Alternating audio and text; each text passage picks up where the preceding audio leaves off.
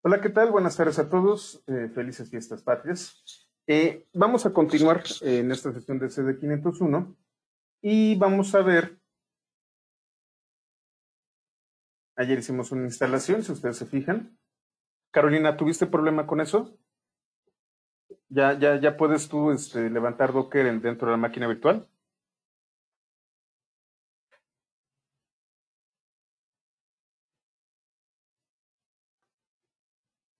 Bueno, ahorita me contestas.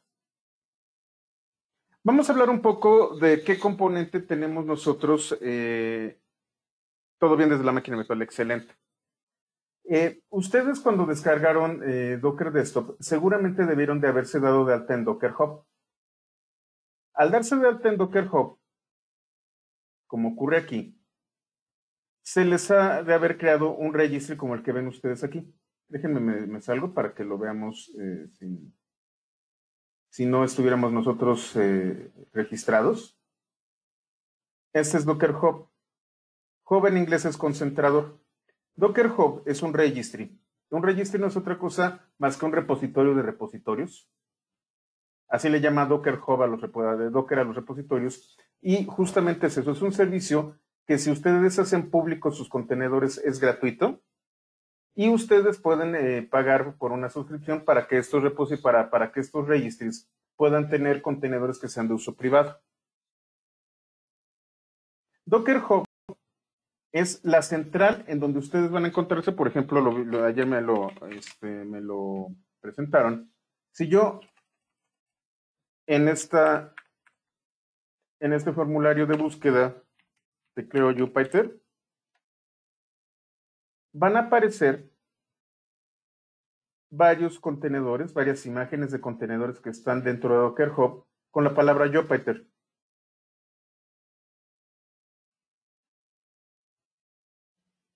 Aquí hay algo muy importante. Aquí hay un filtro.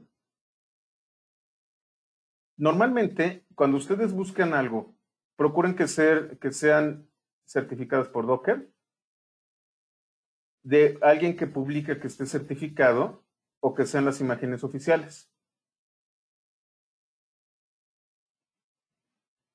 Si no es ninguna de estas, duden del contenido. Por ejemplo, Jupyter no, pero por ejemplo,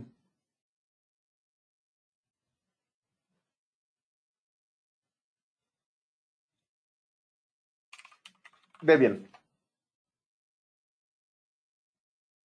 Docker Certified, no hay, pero sí hay alguien que las publica, que son imágenes oficiales. Entonces, las imágenes oficiales de Debian son esta, la de Ubuntu que está basado en Debian está en esto, NeuroDebian. ¿Qué significa? Docker Certified es que Docker por sí mismo les da un sello de aprobación. Vamos a ver, creo que está Ubuntu, déjenme ver.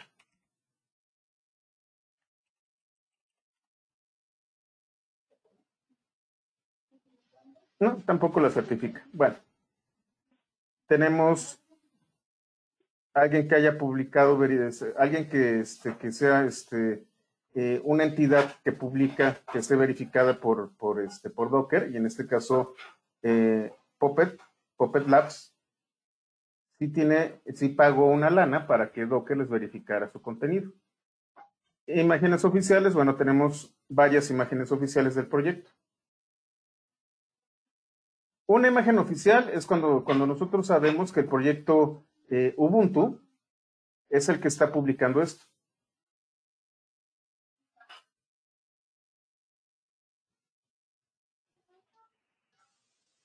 El proyecto Ubuntu Dev Bootstrap es el que publica esto y así sucesivamente.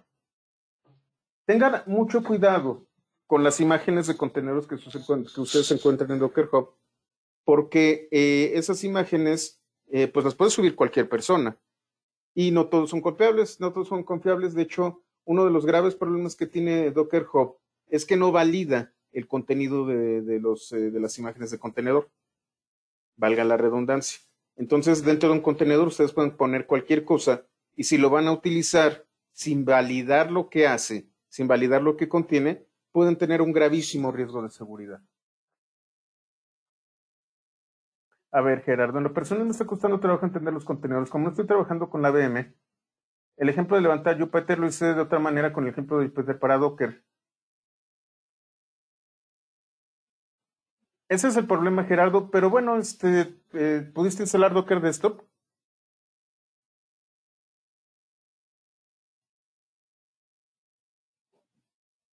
Entonces no tienes mayor problema. Con las instrucciones que les di ayer, que sí jaló al final de cuentas, es como, ay, creo que no subí déjenme ver, creo que no subí el video. Se me pasó por andar en la fiesta mexicana. Tú lo que tienes que teclear, nuevamente, voy a hacerlo. Voy a levantar aquí en esta máquina.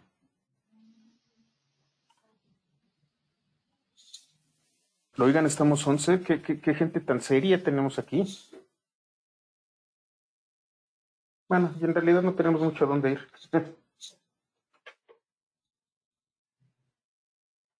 No, no está arriba el video. Déjenme lo subo de una vez. Denme un segundito. Ya que andamos en eso, déjenme meto a YouTube.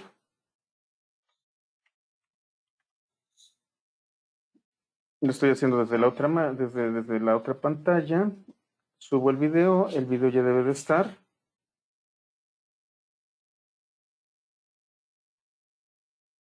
Perdonen, tengo muchos pendientes, entonces entre los videos y ¿cómo se llama? Que ya por fin ya pude sacar los diplomas del taller y que ya estoy preparando todo para el de PAI 201, que lo antes posible tengan ustedes sus diplomas, ando corre y corre. Y pues se me barre muy fácilmente. Entonces denme un segundito para subirlo.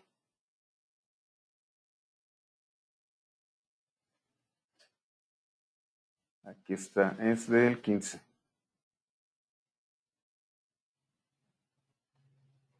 No, parece que no hizo la conversión. Ahorita la hago. Bueno. A ver, ¿cuál es la pregunta que tienes, Miguel? Si descargas una imagen de Docker de Windows, ¿tengo que pagar una licencia de Windows para usarla? No, te voy a ser franco, Miguel, nunca, jamás he usado una imagen de Windows. Tengo entendido que no es así, que ustedes ya tienen Docker Desktop y pueden utilizar Windows nativo. ¿Por qué? Porque no están utilizando una nueva instalación de Windows, están utilizando su Windows y hacen una imagen a partir de ahí. Pero te voy a ser muy franco y honesto, la verdad, nunca he usado un contenedor de Windows. Déjamelo de tarea, déjamelo averiguo a ver qué podemos hacer, porque sí, es una buena pregunta. Y la respuesta es que jamás los he usado. Nunca, jamás he usado un contenedor de Windows. Entonces déjenme averiguar. Es más, no sé cómo se hace un contenedor con Windows. Disculpen ustedes. Casi todo lo hago con Linux y estoy muy acostumbrado a los contenedores con Linux. Entonces, bueno, déjamelo de tarea, Miguel. Entonces, bueno, ya tengo el shell. Lo único que tenemos que hacer es Docker. Y sería run. Es más, denme un segundo. Es que no sé por qué también no terminó de convertirse el video y eso sí es importante. Denme un segundito nada más. Voy a configuración. Grabaciones, convertir grabaciones ahora. Bueno, mientras nosotros platicamos aquí, se va a hacer la conversión y voy a subir el video durante esta sesión para que lo puedan ver.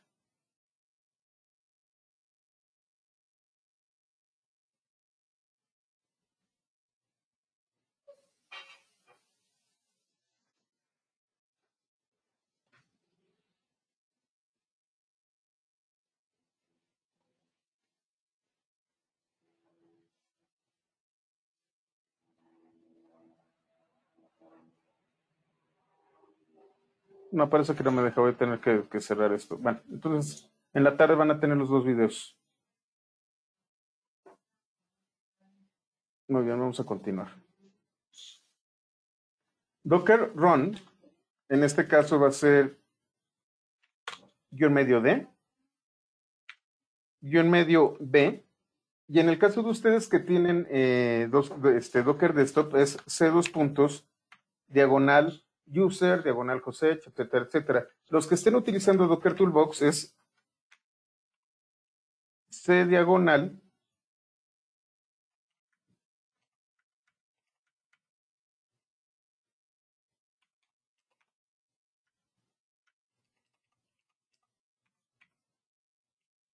déjenme ver dónde sé.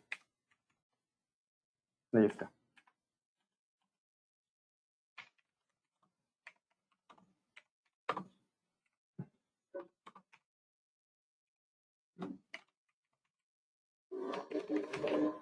En mi caso es Dropbox,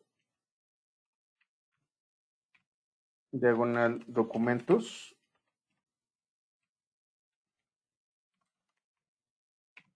Y lo que voy a hacer es mapearlo con los dos puntos a opt diagonal OI.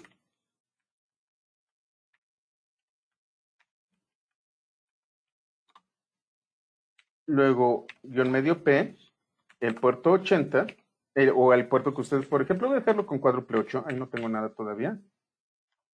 Cuádruple 8 va a mapear al cuádruple 8 del contenedor. Menos D, menos B. Le voy a colocar un nombre, por ejemplo, name, Jupyter 200916. José Chval, diagonal CD Jupyter.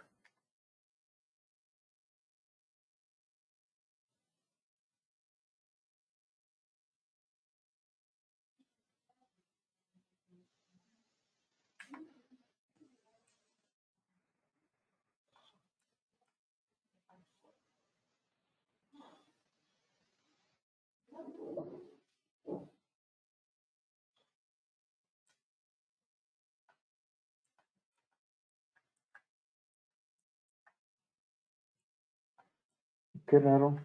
Me dice que utilizó un.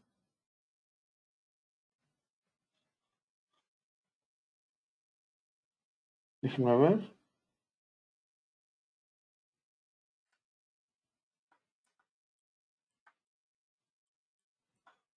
Estoy usando la diagonal correcta.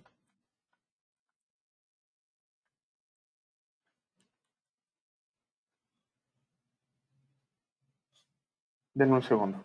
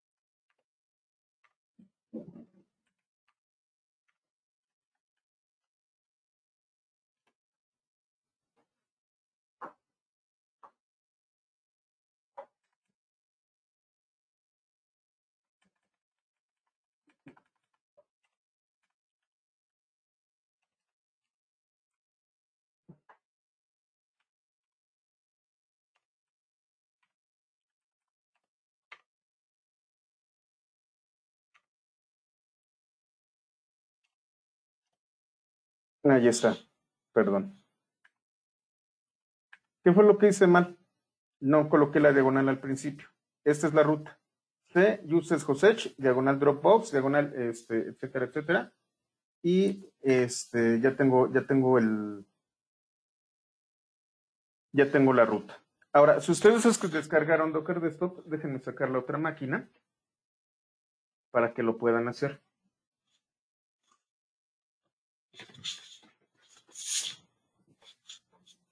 Al final de cuentas es un problema de rutas lo que tenemos aquí. Denme un segundito, estoy sacando la otra máquina.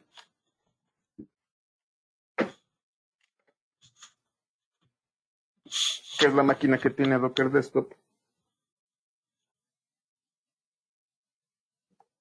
Y vamos a trabajar con ella. En un segundo.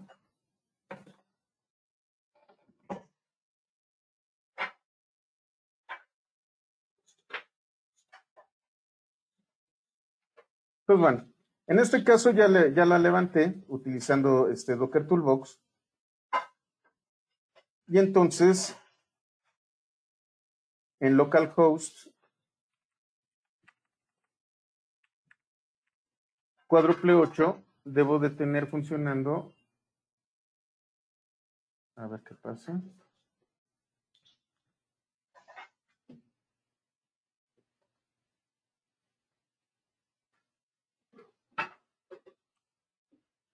Ah, otra vez la regué.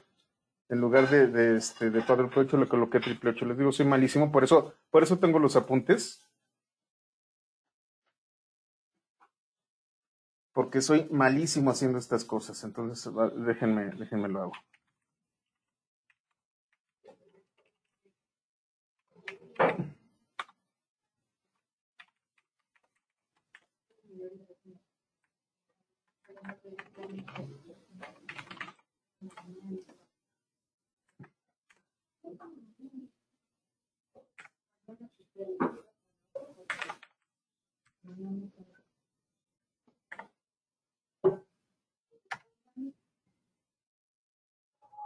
Lo detengo.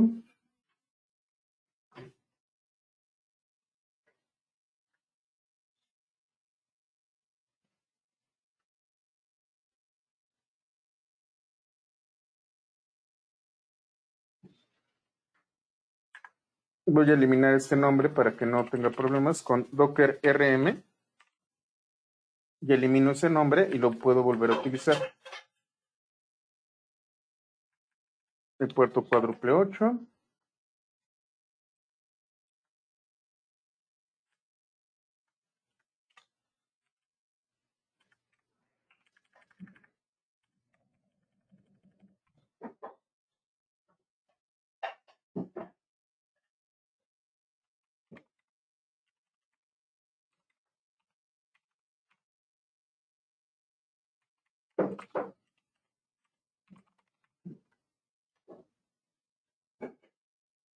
Ya está el cuádruple 8, entonces ahora sí debe de jalar.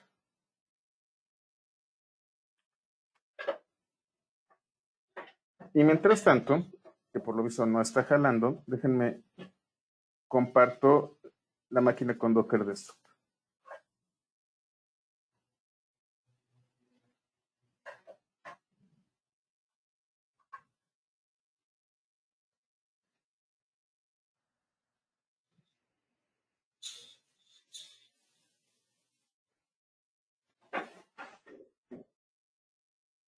Esta ya es la máquina con Docker Desktop. Déjenla abro.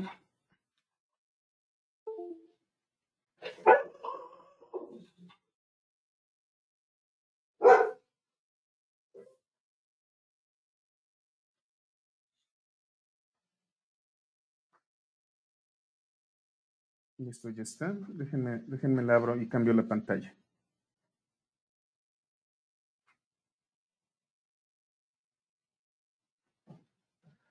Ok, ya estoy aquí. Tengo la máquina con Docker Desktop.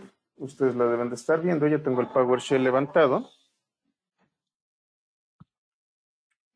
Lo voy a hacer un poco más grande.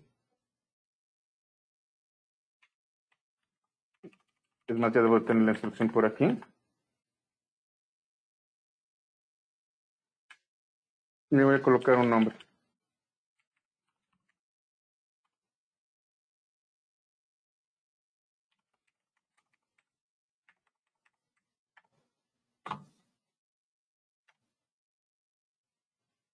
En este caso es un poco más rápida.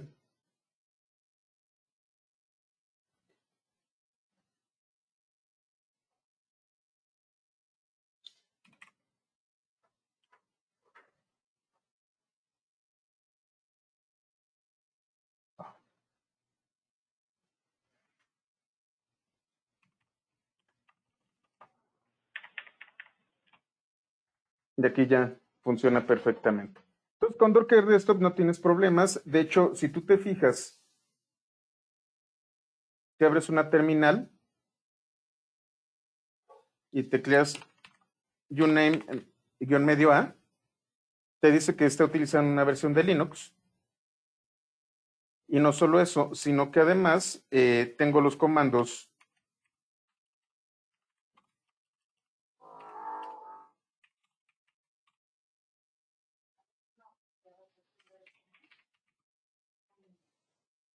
sudo apt update. El usuario por defecto es OI,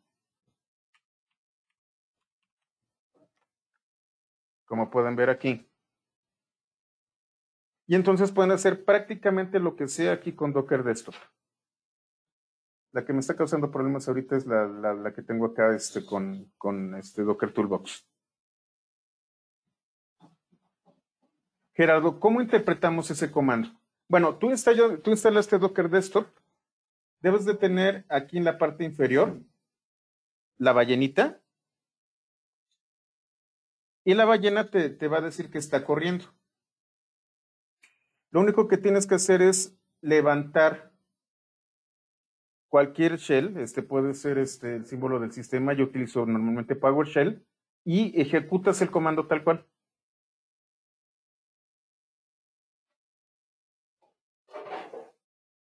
Se los coloco en el chat.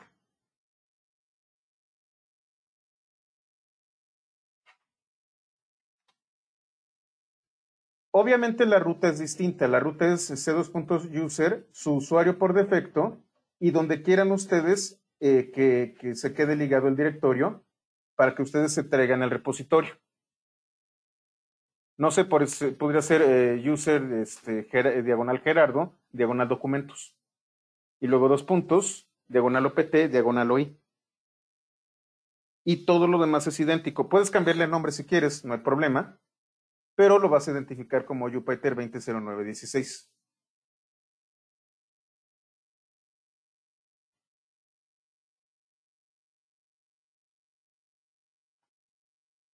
Es más, voy a trabajar desde esta máquina.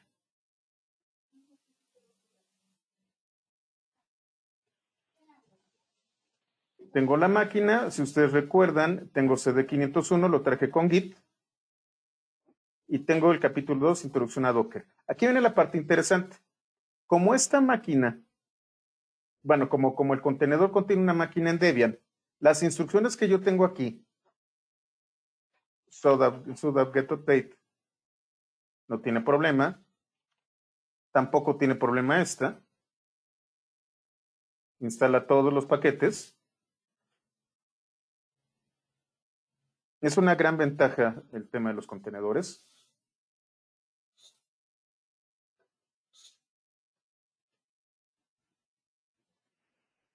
Entonces, los comandos de la notebook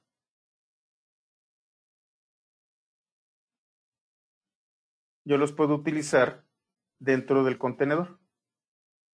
Esta es la instalación que está haciendo dentro del contenedor que está funcionando dentro de Windows con Docker Desktop.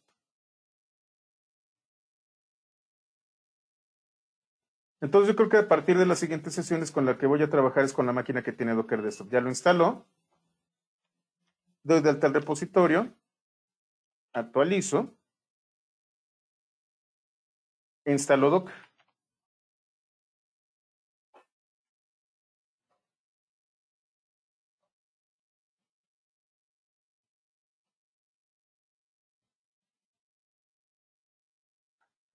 Aquí hay una cosa que es muy interesante y qué bueno que vamos a hacer esto, Gerardo y todos los demás.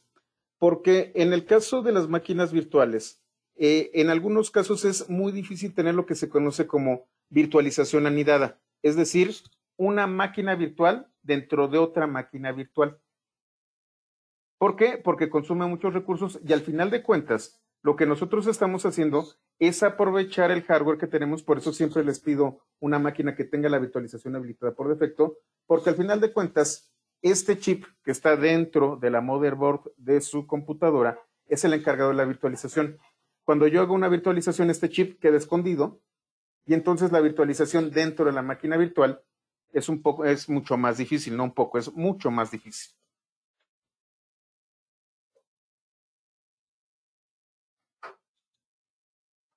Perdón, ¿sí me están escuchando? Sí, creo que sí. Ok.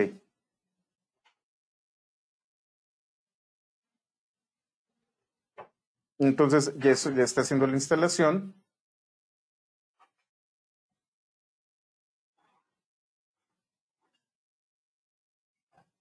Está haciendo todo lo necesario, inclusive está crear un módulo en particular para el kernel. En realidad no es tan necesario. Y entonces está haciendo una utilización. Sudo apt install -y. Ah, bueno, este es un comando de Linux.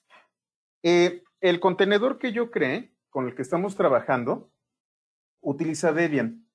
apt es el comando de instalación de aplicaciones de Debian. Lo que estoy diciéndole es, instala la opción -medio Y, significa a todo dile que sí. Y vas a instalar Docker Community Edition, la línea de comando de Docker Community Edition y el daemon del contenedor. Lo acaba de instalar.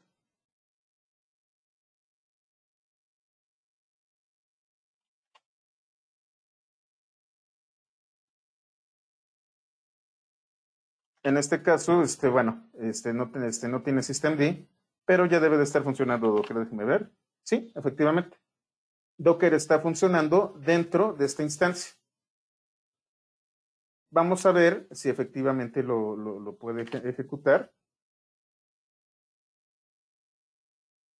No, creo que no puedo ejecutar comandos de Docker dentro de los comandos de Docker. Lo que van a tener que ustedes hacer es, y lo voy a hacer aquí para que todos sigamos exactamente la misma ruta. Todos los comandos que tenemos aquí los voy a copiar y los voy a pegar en la terminal.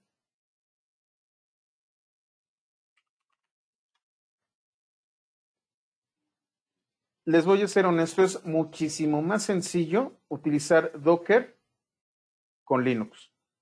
Nos evitamos muchos problemas, pero bueno.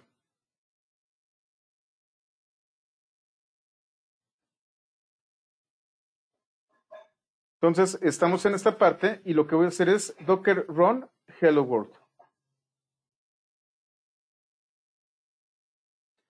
Miguel, eso lo vamos a ocupar en caso de que estemos trabajando en un entorno Linux y hagamos una instalación de Docker en Linux. Ya vimos tres tipos de instalación. La instalación de Docker Desktop, la instalación de Docker Toolbox y en este momento la instalación en una instancia de Linux, particularmente en Debian. Las máquinas virtuales de Pythonista trabajan con Debian. Entonces, si tú tuvieras una máquina virtual, como es el caso de Carolina, lo que tú harías es ejecutar estas instrucciones y entonces habilitarías en la máquina virtual los contenedores. O si tuvieras una máquina real con Debian, harías exactamente lo mismo. De hecho, funciona también igual con Ubuntu. Como no sé qué plataforma es la que tienen ustedes, estoy cubriendo todas las bases. Docker Toolbox, Docker Desktop y Docker dentro de una máquina virtual con Debian. Entonces ya todos tenemos distintas plataformas en las que podemos trabajar.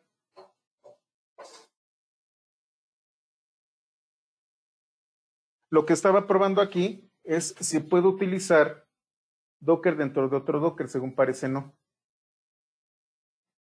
Si mal no recuerdo, y eso es algo que también me voy a dejar de tarea para mañana, si es posible hacer contenedores anidados. Déjenme acordarme, déjenme averiguar cómo hacer contenedores anidados ¿cómo se llama? De un entorno Windows. Entonces, no te preocupes, Miguel, estoy cubriendo todas las bases. Esta es la instalación, como lo dice aquí, en Debian.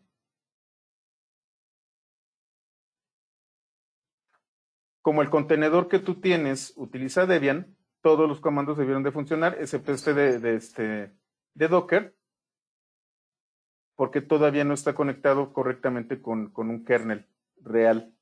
el contenedor que ustedes tienen en Docker Desktop. Si, por ejemplo, en el caso de Carolina, que está utilizando la máquina virtual, ejecuta esto, entonces ya tiene Docker dentro de la máquina virtual.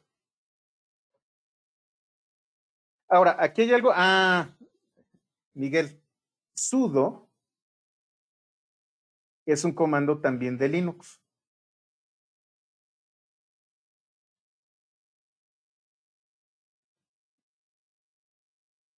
Estos apuntes están hechos para las máquinas virtuales. De hecho, ahorita la primicia es justamente esa, de que funcione para todos.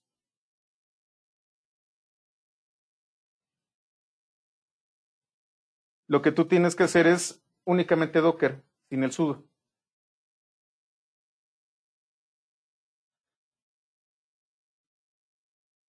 Sí, sí, Miguel, no lo que te estoy comentando, y si te fijas, el error también me lo coloca a mí.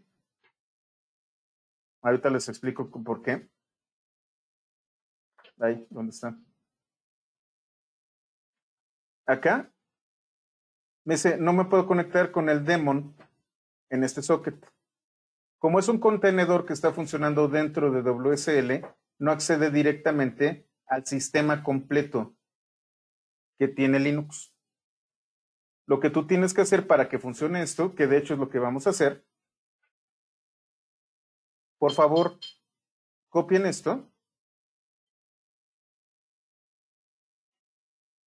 utilicen su terminal y es docker run hello world. La imagen no se encuentra de manera local. ¿Qué es lo que va a hacer? La va a traer de hello world de Docker Hub. Se trajo la imagen y este mensaje es el que ustedes deben de recibir. Carolina, tú sí puedes utilizar la notebook.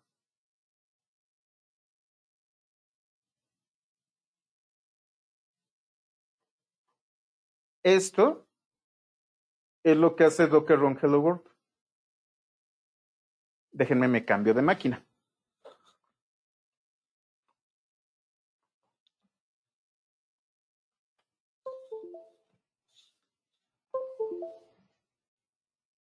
Sí es de alto grado de dificultad este curso, pero vale la pena.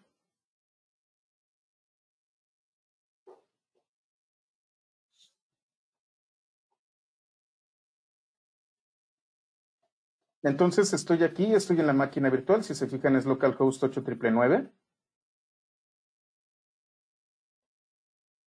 Si están en la máquina virtual, si yo le doy docker run hello world, lo hace dentro de la notebook. ¿Por qué? Porque aquí sí tengo un sistema Linux basado en Debian completo.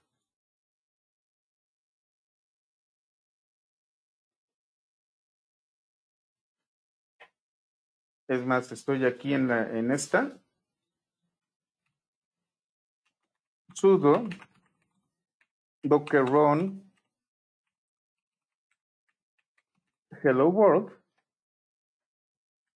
Así me sudo, perdón. Docker run hello world.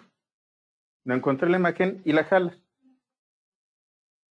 El hello world lo acabamos de hacer en la otra máquina en donde tengo Docker Desktop, en la máquina con Docker Toolbox y en la máquina virtual que tiene el Docker Community Edition.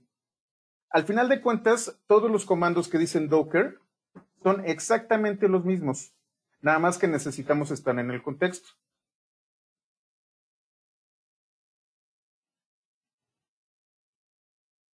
Vuelvo a la máquina virtual. Yo puedo tener cierto tipo de comandos para poder interactuar dentro de un contenedor.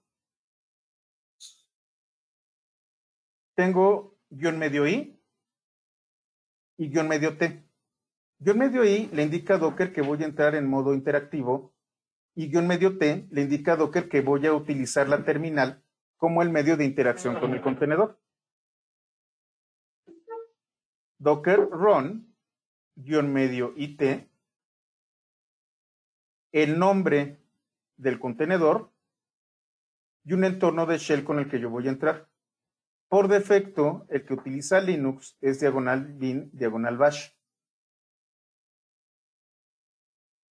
Voy a hacer, por ejemplo, con Docker, una instancia de Ubuntu de forma interactiva.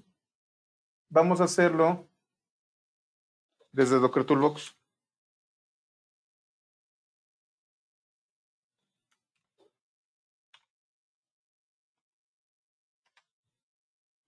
No tiene la imagen de Ubuntu, la va a traer.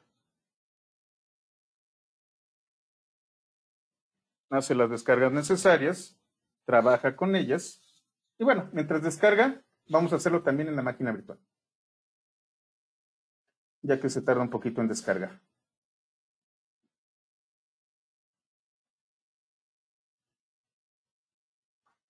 Abro una terminal.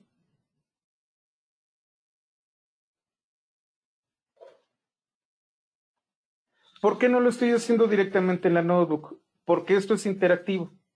Recuerden, las notebooks no permiten interacciones. Tiene que ser un comando que inicie y termine sin interacción. Este comando lo que va a hacer es traerse la imagen de Ubuntu y en la terminal en la que yo estoy trabajando se va a conectar ese Ubuntu.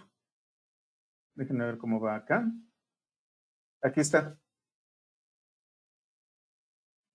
Nuevamente. Docker run, -medio IT. Me voy a traer la imagen de Ubuntu y este es el shell con el que voy a estar trabajando. No lo encontró localmente, se trajo de la biblioteca la imagen. Y ahora fíjense, ahora tengo root @b0915, etcétera, etcétera. Para ustedes va a cambiar esto que está después del arroba. Y entonces ustedes van a ejecutar, por ejemplo, sudo apt list. Bueno, en este caso estamos como superusuario, no necesito sudo apt list y le dice cuáles son los paquetes que están instalados en el sistema. Esta terminal, la que yo tengo aquí, está usando un contenedor de Ubuntu.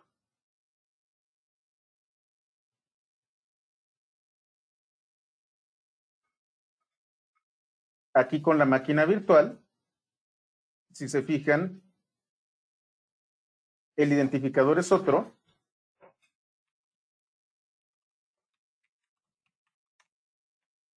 Y aquí está. Me voy a cambiar de máquina. Esto es realmente incómodo. Esto de cambiar de máquinas es a veces un poco incómodo.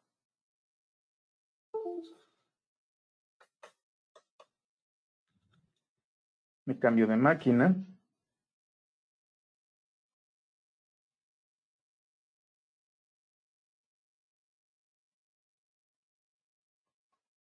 Aquí estoy en Docker Desktop.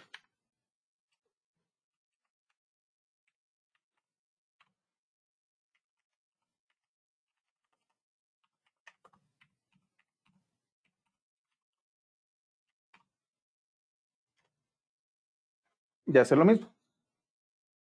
Realiza las descargas.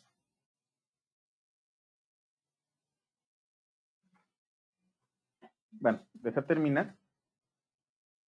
Y entonces estamos con varios contenedores que de forma interactiva están trabajando con Ubuntu.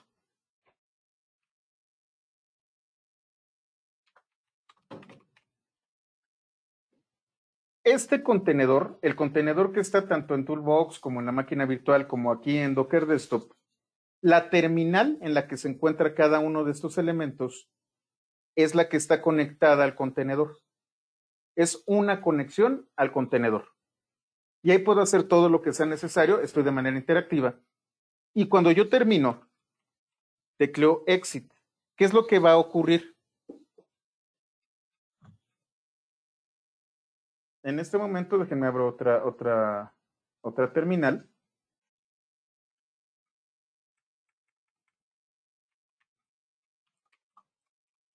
Si les doy Docker PS, van a ver que tengo dos contenedores. Uno donde están los apuntes,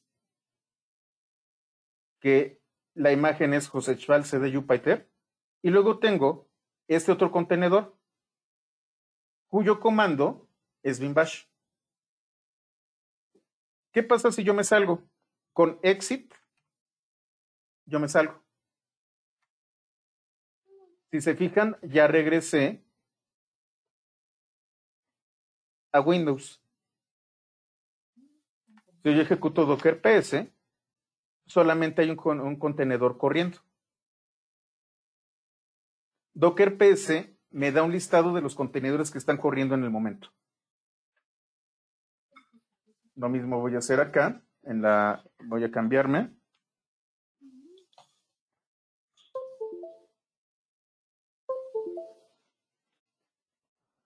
Viendo los apuntes.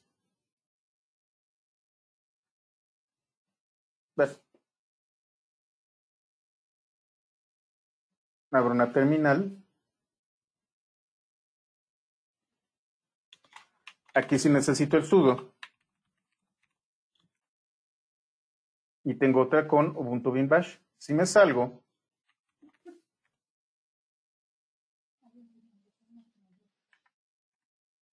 en la máquina virtual no tengo nada porque solamente tengo un contenedor abierto. Aquí me vuelvo a salir también. Y solamente tengo este contenedor, el de Jupyter.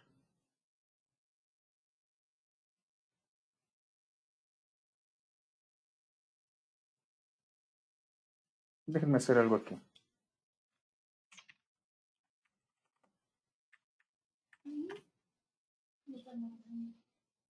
No sé por qué no se conecta, debe de ser un problema ¿cómo se llama? ¿Cómo se llama? Del firewall. Necesito habilitar el firewall aquí al 4x80. Bueno, vamos a continuar.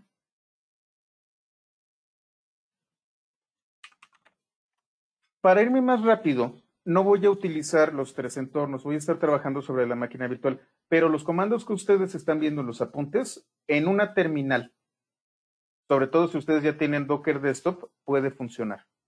¿Ok? Entonces, déjenme cerrar y vamos a continuar con los apuntes. El punto que quiero que ustedes vean es que en los tres entornos, en la máquina virtual con Linux, en el sistema con Docker Toolbox y en el sistema con Docker Desktop, todo está funcionando correctamente. Y no solo eso, sino que funciona igual en todos los entornos. Esa es la gran ventaja que tienen los contenedores. Cuando yo tengo un contenedor, puedo tener la certeza de que ejecuto de la misma manera la misma imagen en cada contenedor que yo estoy creando en cada entorno. ¿Solo están viendo la ventana de PowerShell? Ok. Disculpen ustedes, como les digo, esto de tener varios monitores, me saca un poquito de onda. Déjenme, me paso al monitor de los apuntes.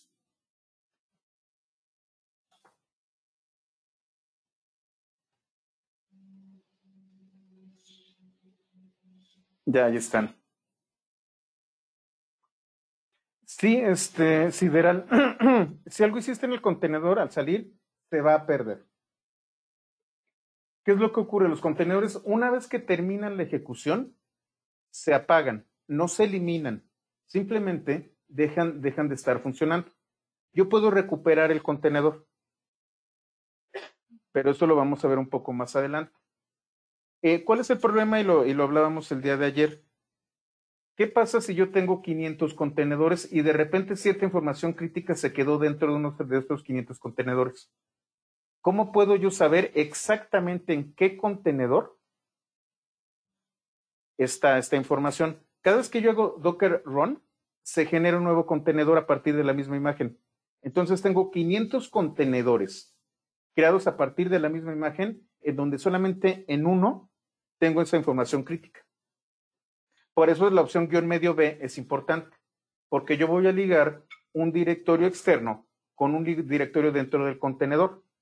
Y entonces, todos los documentos que yo esté utilizando en ese directorio ligado se quedan del lado del sistema anfitrión.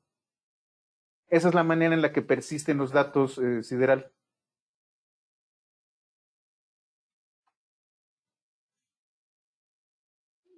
¿Queda claro?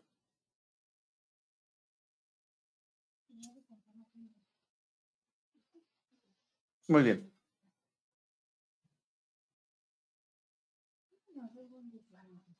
Además de estas dos funciones, yo puedo definir otras cosas.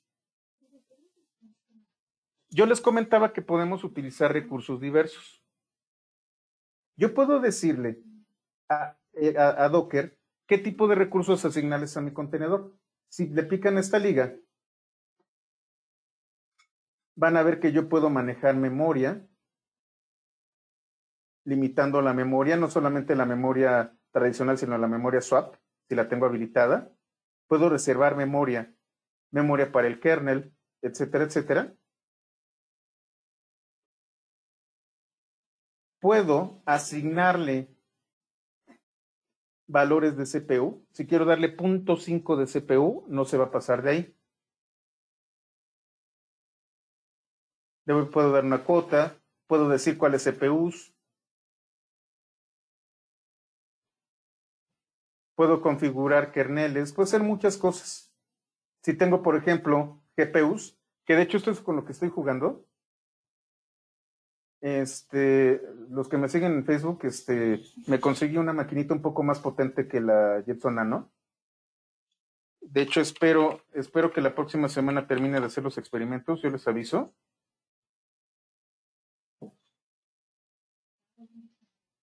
Y esto es importante, además de que les estoy presumiendo. No sé si ustedes saben que Nvidia está por comprar al diseñador de procesadores ARM.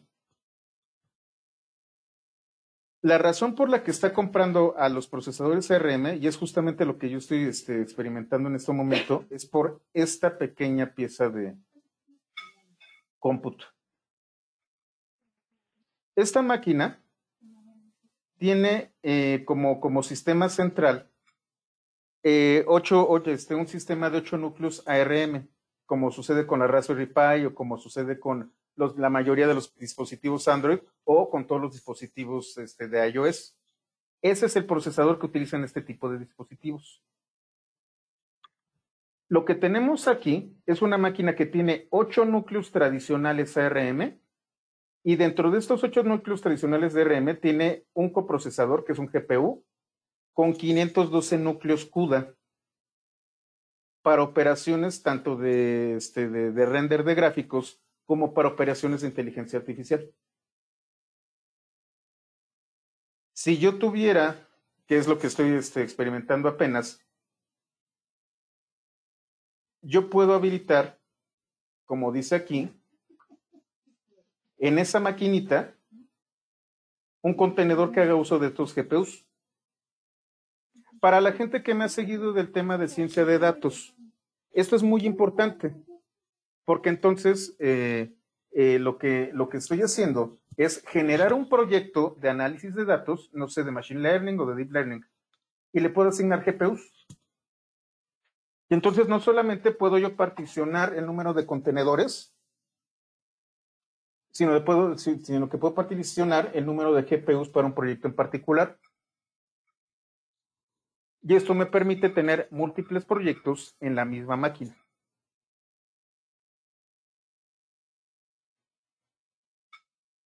Te está pidiendo que ajustes la memoria. Dice que no hay suficiente memoria para Docker. ¿Desde dónde lo estás usando, Abel?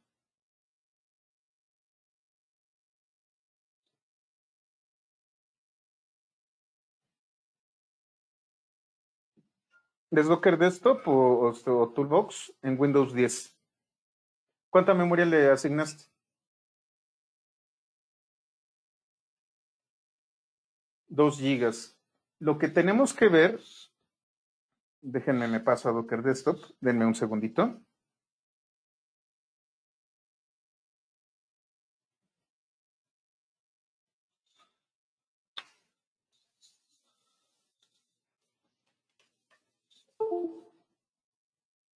Estoy moviéndome.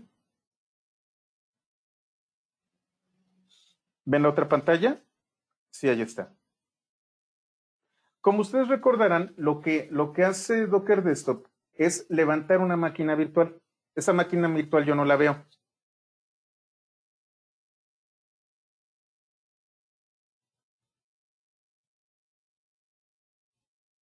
Si ustedes se van a Settings,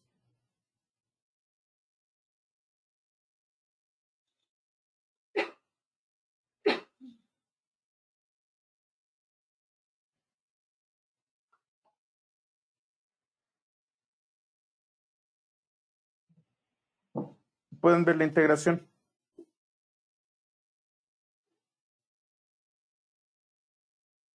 En este caso no tengo una distro con WSL2. De hecho, es lo que voy a tener que hacer. Y aquí en la configuración general, yo puedo asignarle la memoria a la maquinita virtual con la que estoy trabajando.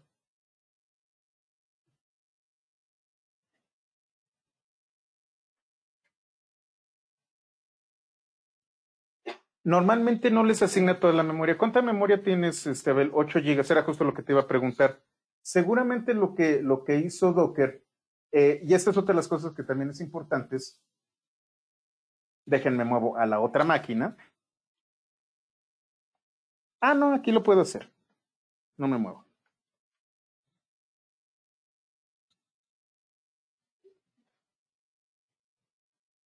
Déjenme ver, aquí está. Si ustedes recuerdan cuando utilizamos las máquinas virtuales, por ejemplo, esta de Debian, y yo me voy a configuración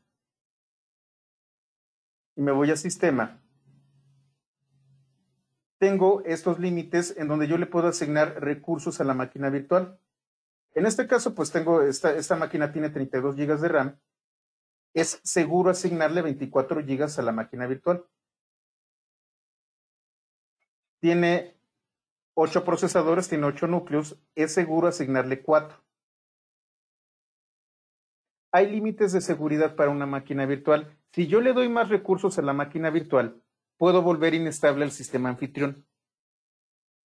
Lo que hace normalmente Docker es no asignar el total de la memoria que ustedes tienen, sino simplemente una porción.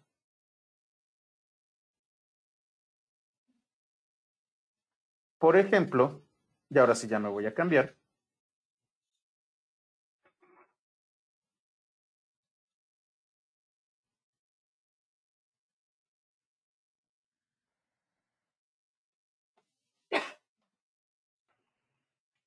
¿Sí me ven?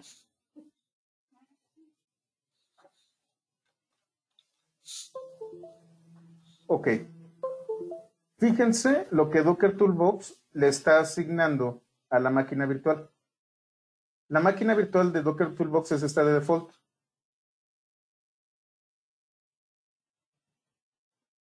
Estamos hablando de que únicamente le está asignando 1 GB de RAM y un procesador a la máquina virtual de Docker Toolbox. Por lo general, por seguridad, lo que hace, ¿cómo se llama? Docker, es asignar recursos mínimos. Vamos a ver más adelante cómo yo puedo configurar esta máquina virtual para que pueda tener más recursos. Esto ya es un poco de Docker avanzado. Y es por eso por lo que no te está dando tanta memoria, Abel. Está cuidándote de que no excedas la capacidad de memoria. Déjenme me cambio otra vez.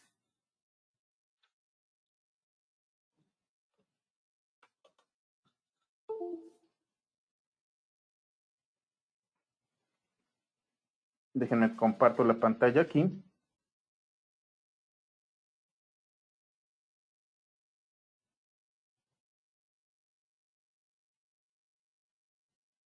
Y entonces yo puedo configurar los recursos, tanto de proxies como de red, como de integración con WSL, pero tengo que configurar la máquina virtual con WSL2.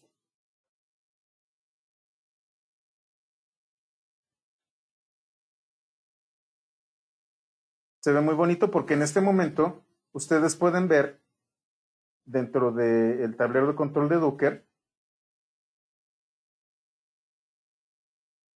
los contenedores que estoy utilizando. Los que están en gris son los que existen, pero no están ejecutándose. Ahí. Y los que tienen esto verde son los que se están ejecutando en este momento. Docker Desktop tiene muchas ventajas con respecto a Docker Toolbox. Una de ellas es que tiene este pequeño panel de control en donde yo puedo realizar ciertas operaciones.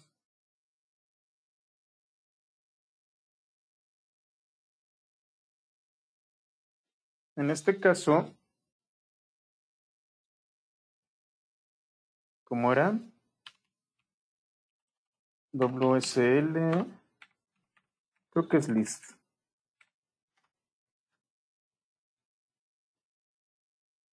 Con esto estoy viendo qué distribuciones del subsistema de Linux estoy utilizando. Si ustedes se fijan, tengo Docker Desktop y Docker Desktop Data.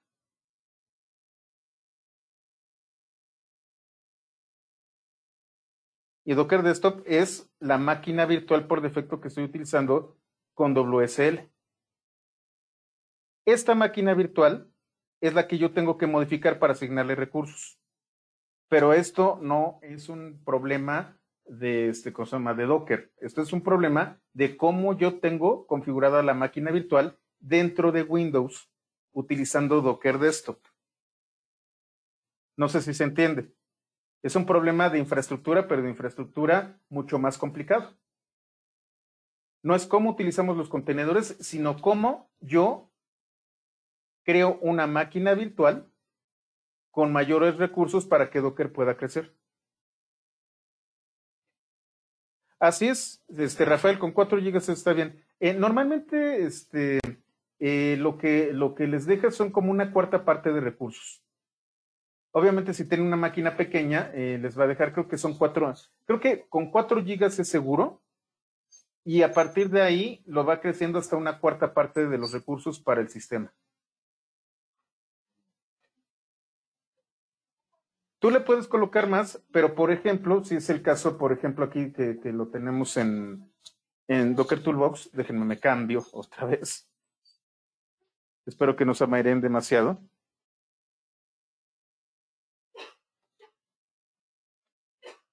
La máquina que tiene Docker Toolbox está gestionada. Es más, voy a detenerla, voy a cerrar todo para detener la máquina. No, esto no. Voy a cerrar la máquina virtual de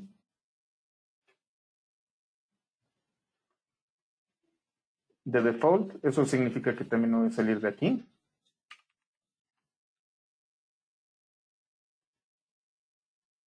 Voy a detenerla, como lo hacemos normalmente con las máquinas tradicionalmente, apagado a CPI. Le doy la instrucción a la máquina virtual de que se apague. Y en este caso, cambio la configuración. Ahora le estoy asignando 32 GB de RAM y le voy a asignar 4 procesadores a la máquina virtual de Docker Toolbox. No la tengo que iniciar directamente, sino que tengo que abrir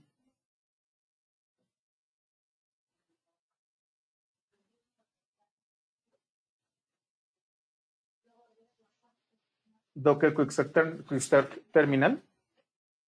Si ustedes se fijan, se abre la terminal y se abrió automáticamente, se abrió la ventana y se inició automáticamente la máquina virtual.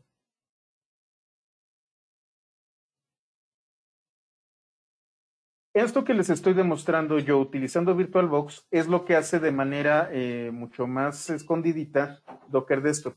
Aquí estoy utilizando VirtualBox y lo que estoy utilizando en la máquina es Hyper-V, utilizando WSL2. En tu caso asignó 2 CPUs. ¿Y cuántos tienes, Abel?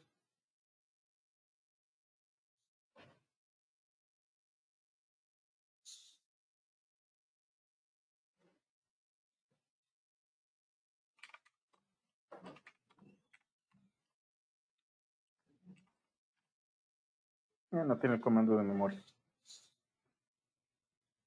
Uno de doble núcleo, sí. Te está asignando desde los dos completos, a ver. Hay que tener mucho cuidado porque te puede congelar la máquina. El problema que tenemos con este tipo de recursos es que sí consumen recursos de procesador. Si tú tienes un contenedor que sea que consuma demasiados recursos, mientras más pequeña sea tu máquina, más fácil va a ser que te la vuelva inestable. De hecho, justamente por eso conseguí la Nvidia GX. Porque antes estaba yo jugando con otras maquinitas.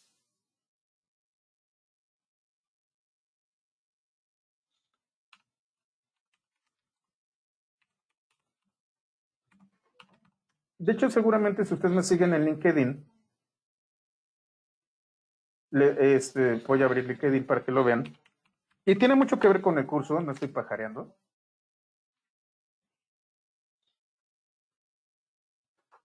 Ese soy yo, José en LinkedIn. Hace unos días publiqué esta foto. Déjenme ver dónde se ve de mis posts.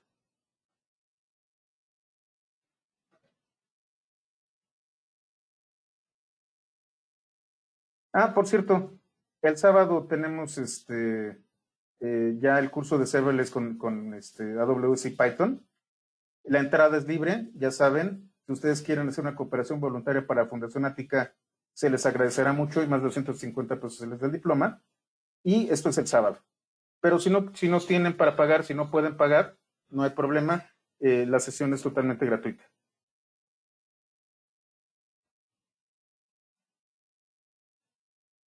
Así es como se ve mi oficina.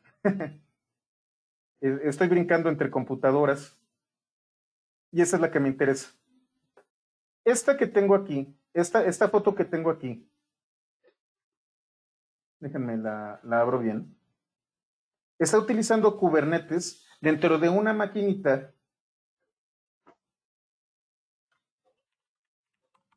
Jetson Nano.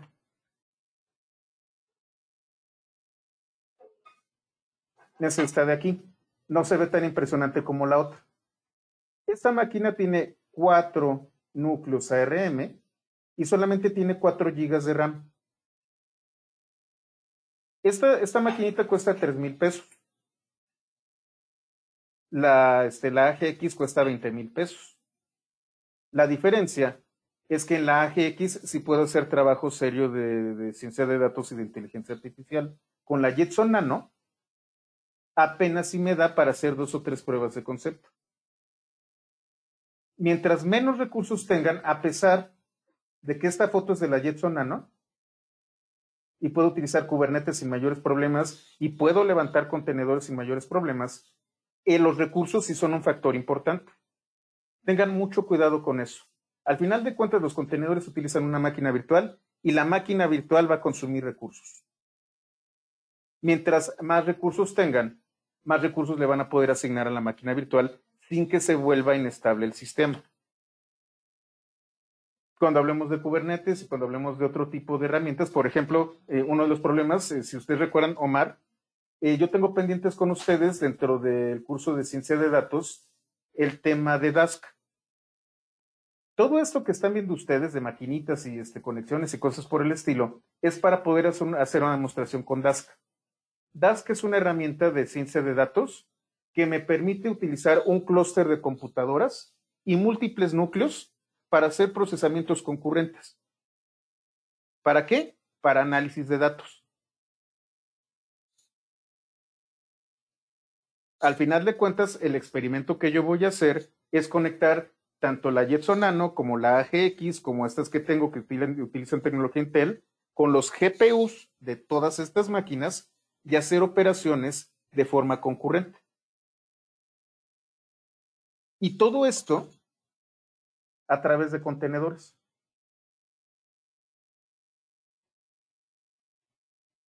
Es un circo de muchas pistas. Y al final de cuentas, sí, uno de estos componentes primordiales son los contenedores, pero ahora los utilizo a través de Kubernetes. Kubernetes va a ser el último tema de este taller.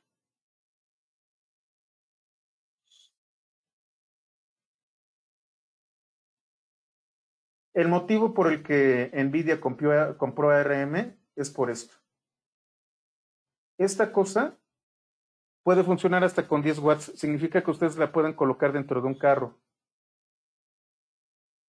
Y tiene un poder de procesamiento que nunca antes se había tenido. Si ustedes han estado en esto de los makers y cosas así, hace 15 años trabajamos con Arduinos. En este momento vamos a trabajar con unidades completas de inteligencia artificial que podemos conectar prácticamente a cualquier cosa, a un carro, a un robot, a un sensor con un pequeño panel solar. Y esta cosa tiene la potencia que tenía una supercomputadora de hace 10 años.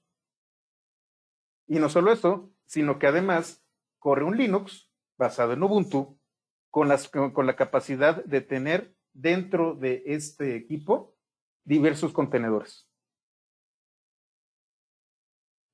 Este es el futuro. Es por lo que es por lo que NVIDIA pagó 40,000 millones de dólares.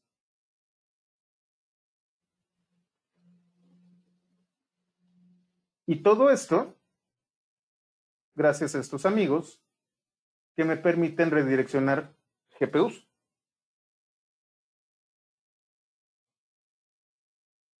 Es muy interesante lo que está ocurriendo en esos momentos. Y otra vez, esto es tecnología que apenas está saliendo, es algo que apenas se está utilizando, es algo que en los que estamos siendo pioneros y en los que la tecnología va avanzando de manera muy acelerada.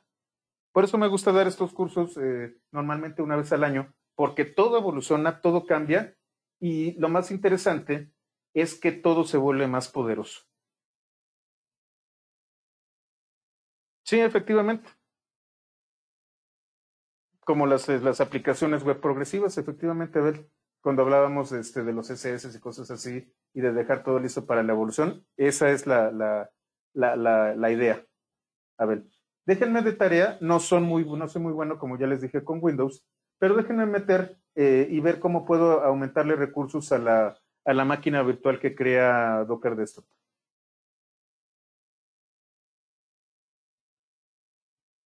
Por lo pronto, la máquina virtual es la que manda sobre los recursos a los que ustedes pueden acceder.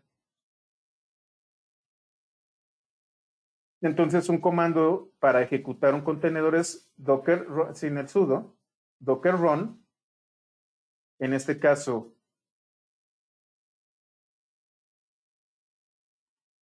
va a ser de forma, ¿cómo se llama? Interactiva a través de una terminal. Le voy a asignar 0.5 CPU, o sea, medio CPU, y 128 megas de RAM.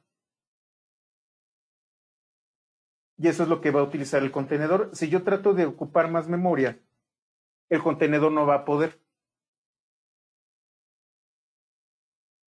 Esto de la restricción de memoria y de CPU es en donde estuvo trabajando cgroups y donde ahorita está libcontainer, lo que vimos en la sesión de ayer.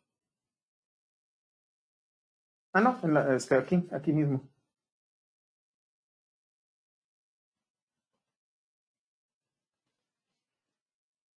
¿Se acuerdan ustedes de que les decía que en un principio utilizábamos cgroups? Cgroups es la parte del kernel que le permite particionar estos recursos. Y libcontainer es la biblioteca independiente de plataforma que me permite hacer justamente eso.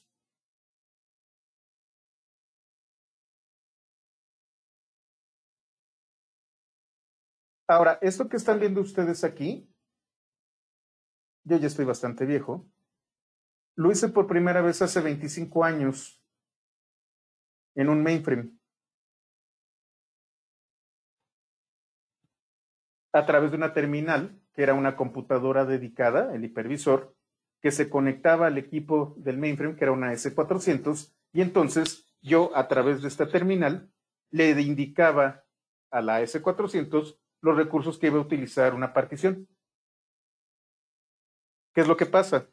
En aquellos momentos, un mainframe costaba millones de dólares. En estos momentos, un equipo de medio pelo, de buena capacidad, cuesta de 15 a 20 mil pesos. lo que está haciendo Docker es esta tecnología que utilizamos desde hace muchísimo tiempo, la está acercando al consumidor, a un consumidor que no puede pagar decenas o cientos de miles de dólares para un mainframe, pero que quiere aprovechar este tipo de recursos.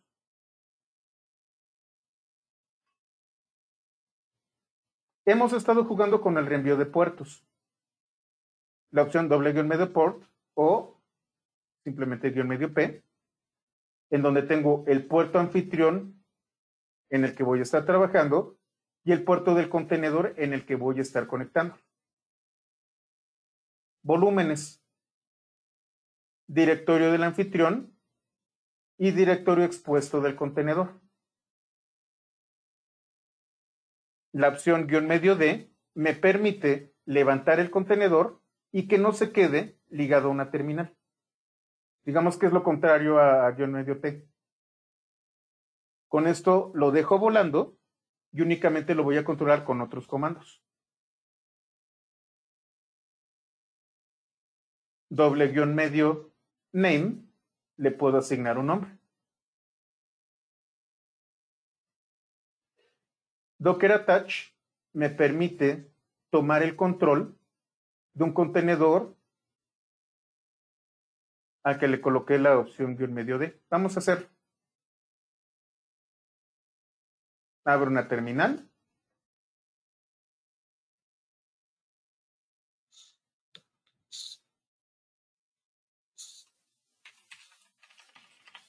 Esto desde la máquina virtual. Es más, desde aquí.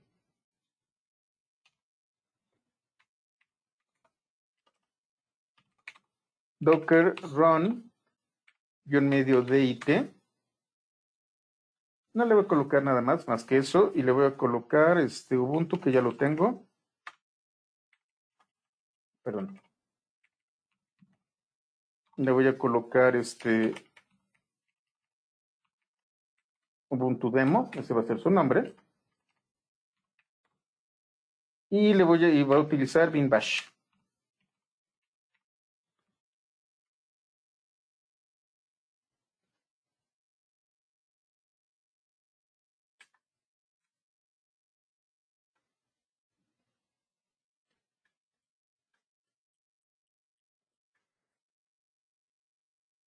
Se me olvidó el nombre de la, perdón, de la imagen, Ubuntu. Si ustedes se fijan, le estoy indicando que tenga una terminal y que sea interactivo, pero con la opción -medio D va a estar funcionando en trasfondo. Si yo quiero interactuar con Ubuntu demo, Docker attach Ubuntu demo. Y entonces acabo de entrar al contenedor. Con exit me salgo y al utilizar exit se termina de ejecutar.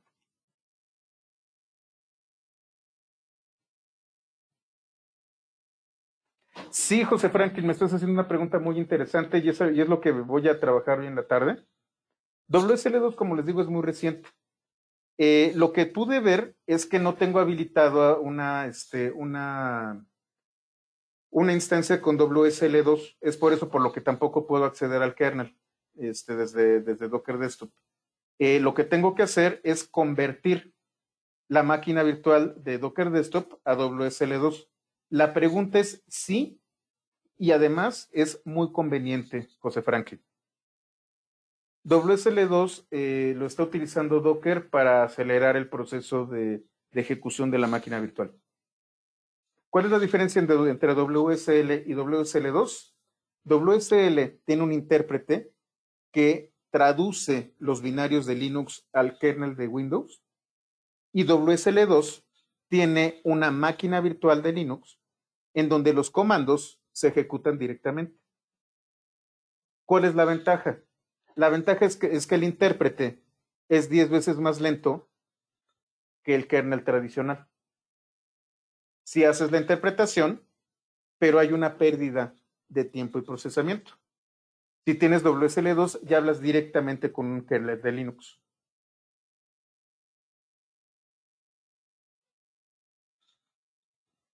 A ti te parece. Abel, es algo que te comentaba. A Abel está apareciendo un error que dice WSL2 Based Engine requires Win 10 build 19018 más. Efectivamente, Leonardo, lo que tú necesitas es tener las últimas actualizaciones de Windows. Abel, si no, no puedes utilizar WSL2. Tienes que irte a Windows Update, buscar las últimas actualizaciones y traerte todas las actualizaciones hasta este momento, porque WSL2 salió en mayo. Si no está actualizado a las versiones de abril o de mayo de 2020 su sistema Windows, no van a poder utilizar WSL2. Efectivamente, Leonardo, no es la última actualización no es compatible con todas las computadoras.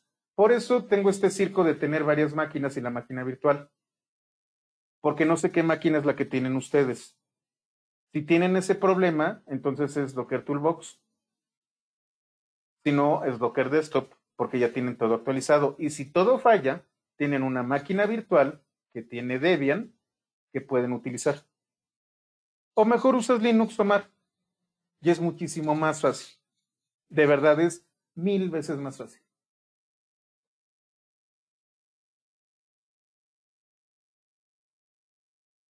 Sí es un problema lo que estamos viendo nosotros con el tema de la compatibilidad de Docker. Sí, efectivamente, Docker acercó al mundo de Windows y de macOS los contenedores, pero híjole, es bien difícil y la complejidad aumenta.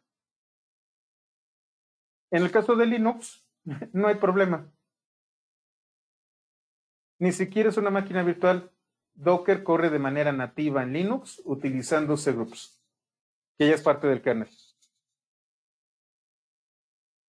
Les recomiendo de verdad mucho, y esto es algo que voy a ponerlo grabado en piedra. Al final de cuentas, si ustedes se quieren meter a abastecimiento de infraestructura, a aprovisionamiento de infraestructura, si ustedes quieren meterse a DevOps, si ustedes quieren levantar contenedores e instancias y todo este tipo de cosas, no les va a quedar de otra más que aprender Linux. El tema central de CloudDevil, de este proyecto, es Linux número 1, desarrollo número 2 y DevOps número 3. Y si ustedes conocen Linux y si tienen, aunque sea una máquina virtual con Linux, pueden moverse mucho más rápido que hacer este circo que estoy haciendo con dos máquinas. CD101, Leonardo. Sí, Abel, si eres data engineer, si quieres ser data engineer, de todas formas vas a utilizar instancias de Linux. Si estás utilizando, por ejemplo, y malas noticias, ya que estamos en eso, ¿se acuerdan ustedes que yo les había comentado que muchos de mis cursos estaban en las notebooks de Azure?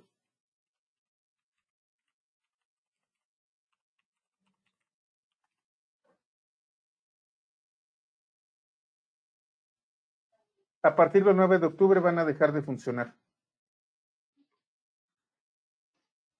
Las notebooks de Azure, déjenme ver.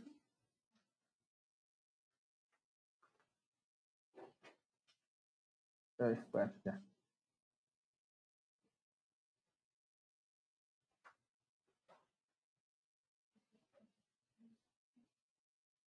Aquí están mis proyectos. Las notebooks de Azure.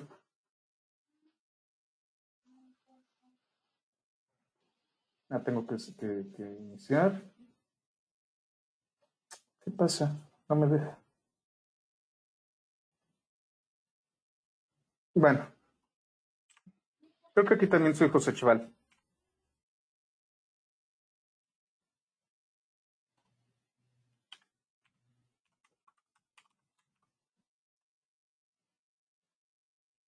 A ver, José.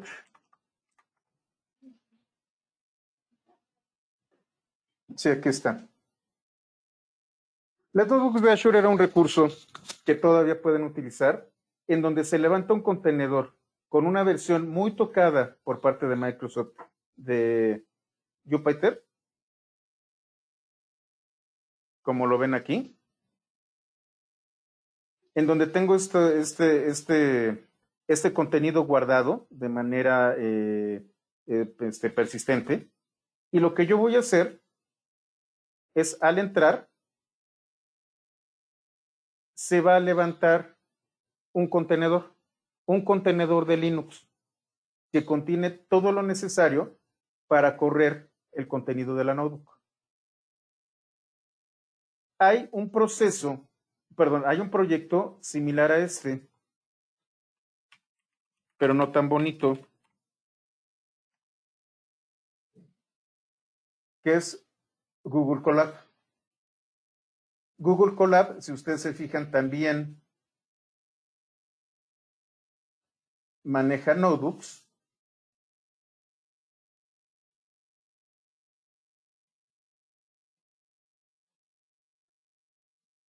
Bueno, en este caso tengo que trabajar. Y también levanta contenedores. Abel, si tú quieres ser data engineer, también necesitas un poquito de Linux, porque al final de cuentas lo que haces en Colab es levantar un contenedor y el contenedor es Linux. Y este es el pan nuestro de cada día. Si tú quieres jugar con PyTorch y hacer cosas por el estilo, seguramente lo que te sale más barato es utilizar Colab.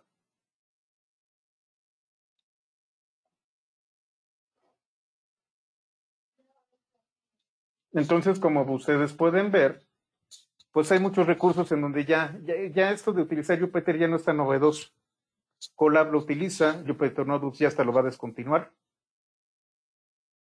Y al final de cuentas, lo que están haciendo es traerse contenedores que van a consumir recursos persistentes.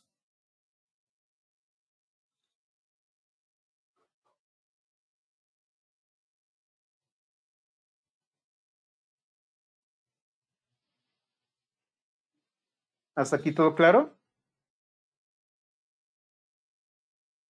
¿Todo bien?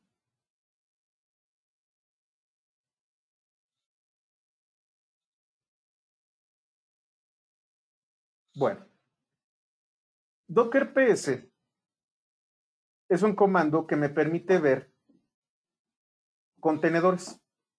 PS en Linux lo que hace es enlistar procesos.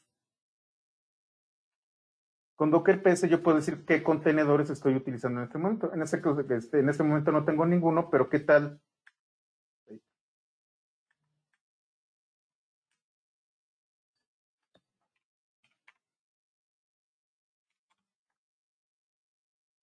Levanto vuelvo a ejecutar Docker PS y ahora sí, como yo les comentaba, los nombres se los inventa Docker si yo no se los asigno. Este se llama Sweet Einstein. Ay, qué bonito nombre le pusieron.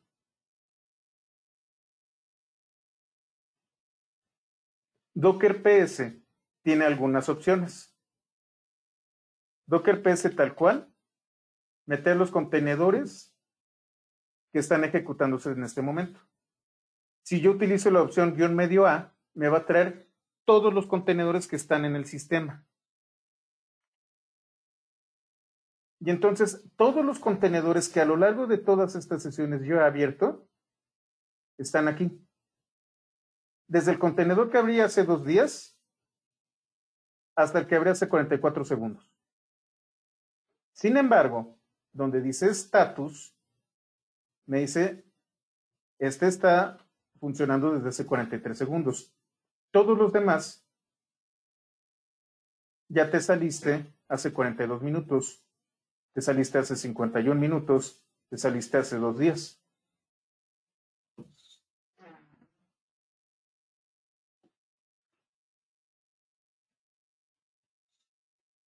Esto es lo que hace PS-A. Me da todos los contenedores existentes dentro del sistema, aun cuando no estén ejecutándose.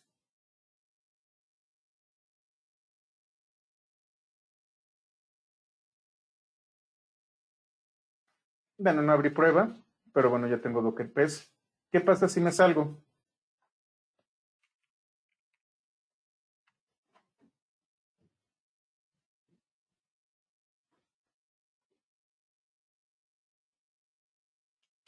Ya no hay contenedores activos, pero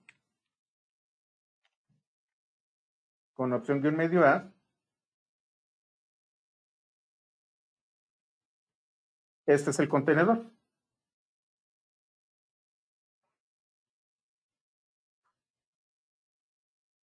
Y aquí está su nombre, Sweet Einstein.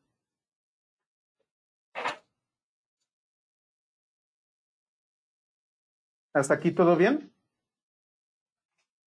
Para eliminar un contenedor, utilizo Docker RM. Yo no puedo asignarle el mismo nombre a un contenedor. Aun cuando esté apagado, ya hay un nombre asignado. Yo tengo que utilizar Docker RM para eliminar el nombre del contenedor. Por ejemplo, con esto lo elimino. Nada, es con guión bajo.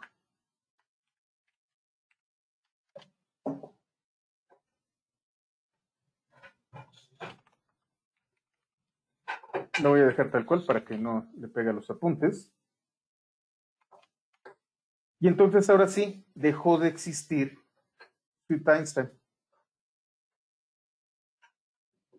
RM me permite liberar los nombres de los contenedores. Docker Info me da la información del sistema. Si ustedes se fijan, tengo una arquitectura x86 a 64 con 6 CPUs y esta memoria. Vamos a hacerlo desde aquí, desde Docker Toolbox.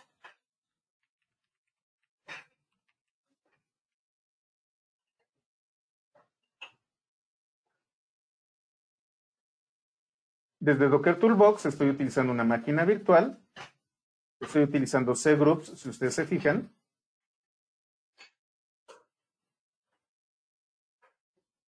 El sistema operativo, 6 CPUs y 30 GB, se los acabo de asignar. Abel, es que ya se me apagó la máquina con Docker Desktop.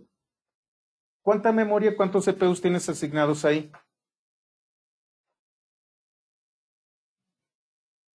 No, Miguel, si tú te fijas, bueno, de hecho es lo que tú estás viendo, de la máquina virtual, solamente esta máquina tiene, ¿cómo se llama? Sí, creo que le asigné, prácticamente todos.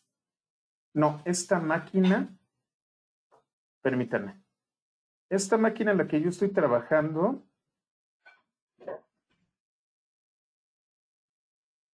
siempre se me olvida, creo que tiene 40 gigas, déjenme ver.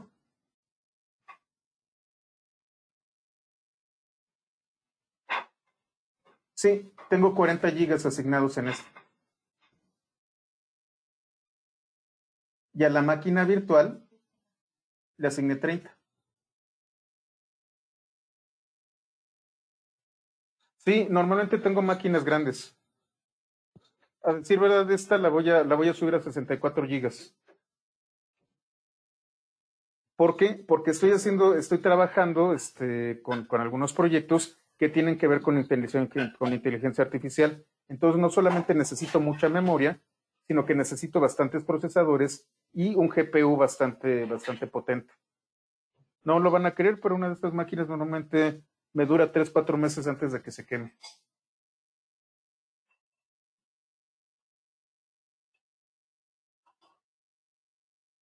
¿Por qué se quema? Porque se sobrecalienta por más que le coloco ventiladores.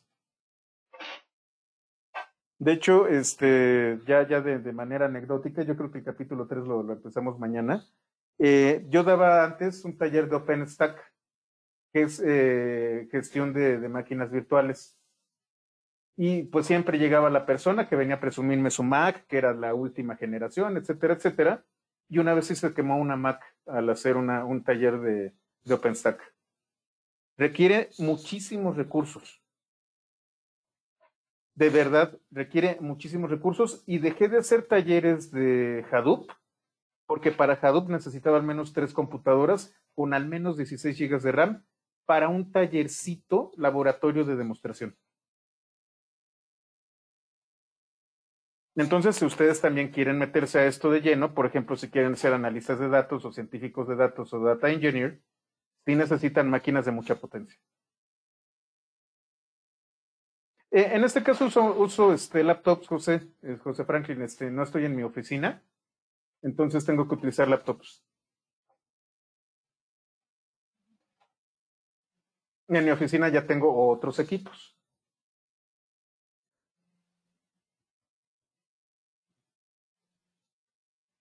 Sí le invierto bastante en infraestructura, la verdad, sí gasto muchísimo en estos temas. Yo creo que la mitad de las ganancias que tengo de los cursos corporativos es para compra de equipo.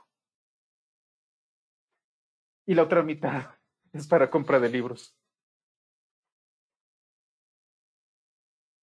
Depende, Rafael. Hay servidores que no te dan la capacidad. Por ejemplo, si tú vas a trabajar sobre todo con inteligencia artificial, por más SEON que tengas, necesitas GPU. Y entonces lo que tienes que hacer es invertir en un GPU como los NVIDIA, como el Titan 5 y todos esos. Entonces, por más Xeon que tengas, al final de cuentas lo que vas a tener es que tener que colocarle ese Xeon.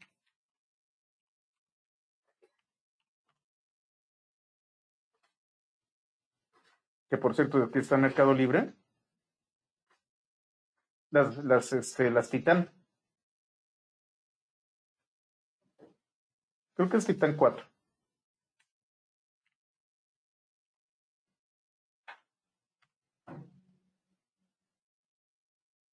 No, me voy a ir a Nvidia para que las vean.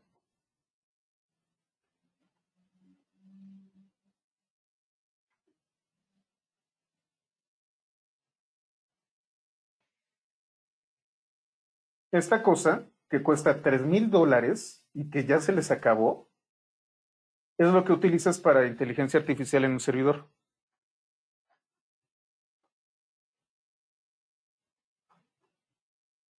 Pero pues porque la verdad está impresionante la cosa esta.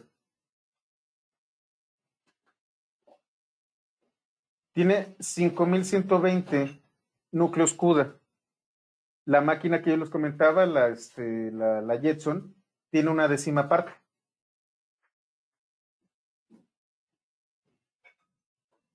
Núcleos para cálculo tensorial. Memoria exclusivamente para la tarjeta de video. Si ustedes quieren meterse en inteligencia artificial de lleno, ningún servidor Xeon les va a funcionar. Necesitan esto. Entonces tú decides, Rafael, para qué lo vas a utilizar. Si te quieres meter de lleno a inteligencia artificial, es lo que estás viendo en pantalla. Sí, Leonardo, sí, yo sé que también estás trabajando más o menos con datasets interesantes. Las máquinas truenan. De verdad, las máquinas se queman por más que trates de ventilarlas. Entonces, si ustedes quieren dedicarse a esto del análisis de datos, necesitan muy buenas máquinas y necesitan un muy buen sueldo para sustituir la máquina cuando se les queme.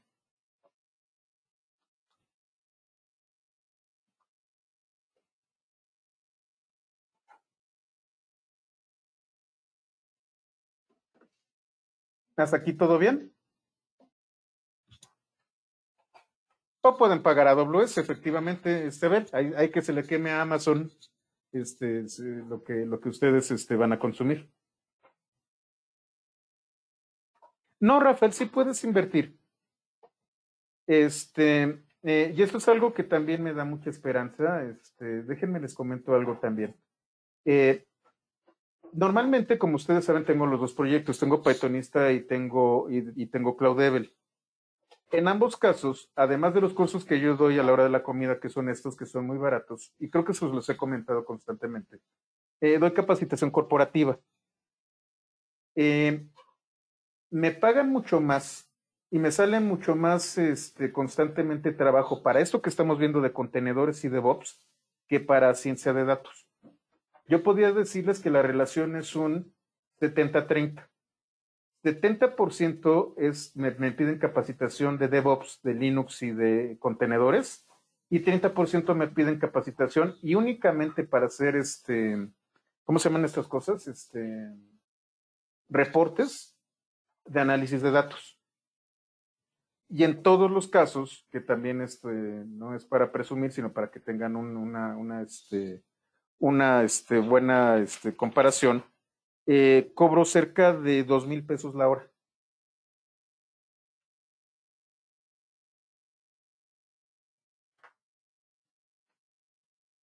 Entonces, sí es rentable. Honestamente, a mí me va bastante bien.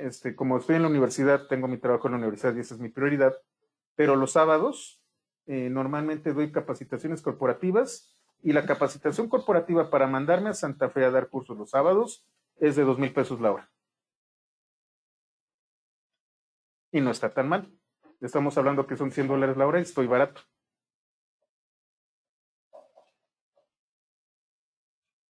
Entonces, sí hay trabajo.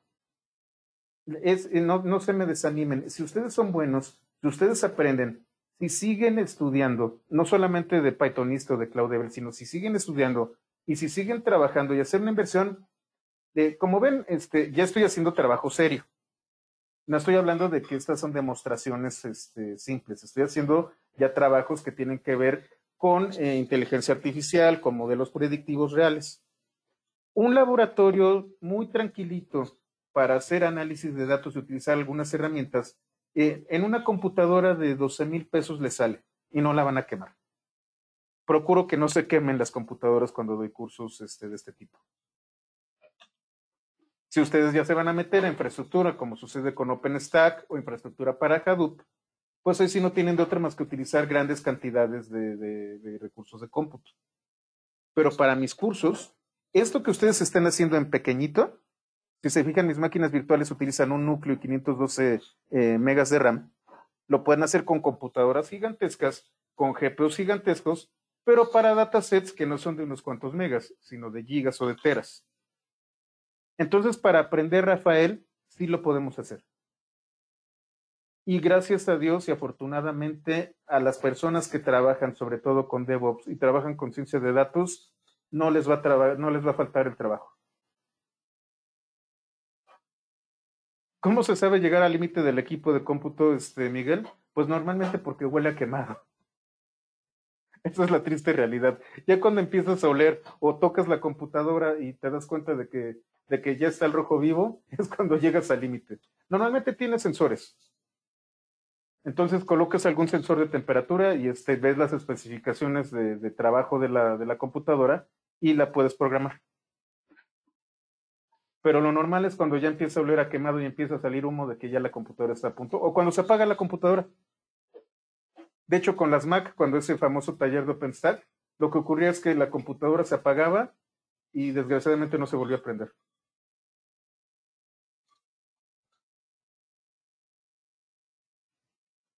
Depende de los discos duros, Rafael. Qué bueno que lo comentas. Ya estoy haciendo tiempo para empezar el capítulo 3 mañana, pero esto es importante. Si ustedes van a hacer operaciones de lectura y escritura, no utilicen discos duros de estado sólido. Si están haciendo operaciones intensivas de lectura y escritura, tiene que ser un disco físico. Si están haciendo operaciones de lectura intensiva, es decir, si ya tienen los datasets y estos datasets no se mueven, entonces sí utilicen discos duros de estado sólido.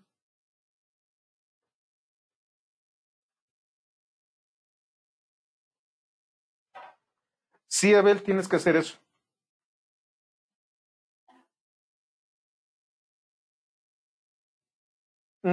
Si tienes un M2, estás hablando de un disco de estado sólido, José Franklin. Ten mucho cuidado con las operaciones. Sí, también es de data centers caseros, efectivamente.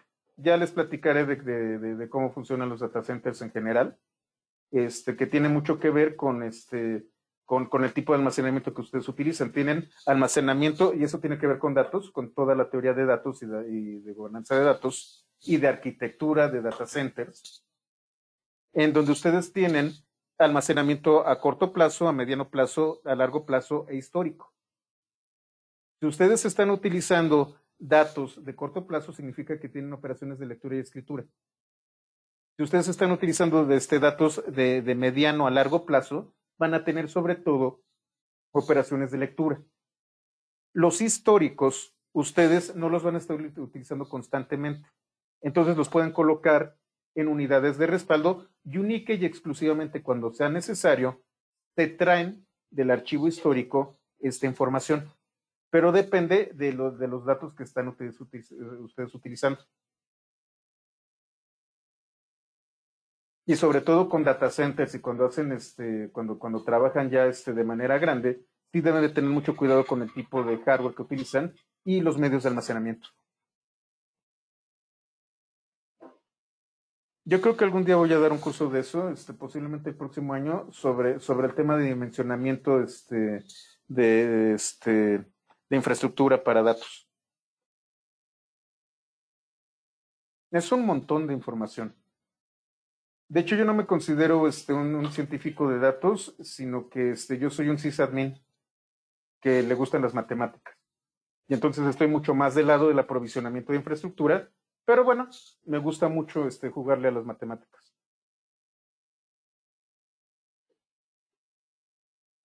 Entonces, bueno, vamos a terminar aquí. El capítulo 3 lo empezamos mañana. Vamos con buen tiempo, por eso quería que tuviéramos la sesión hoy. Si se fijan, se ve muy corto el temario, pero como nos podemos atorar, me estoy dejando suficiente tiempo como para poder trabajarlo correctamente. Entonces terminamos la sesión del capítulo 2 el día de hoy. Mañana vamos a hacer a trabajar con Dockerfile y posiblemente con Docker Container. ¿Ok? Bueno, pues entonces nos vemos mañana y seguramente hoy por la tarde noche van a recibir un correo con su diploma, tanto de las personas que vieron al curso, que fueron al tallercito de Kubernetes, como a los que estuvieron en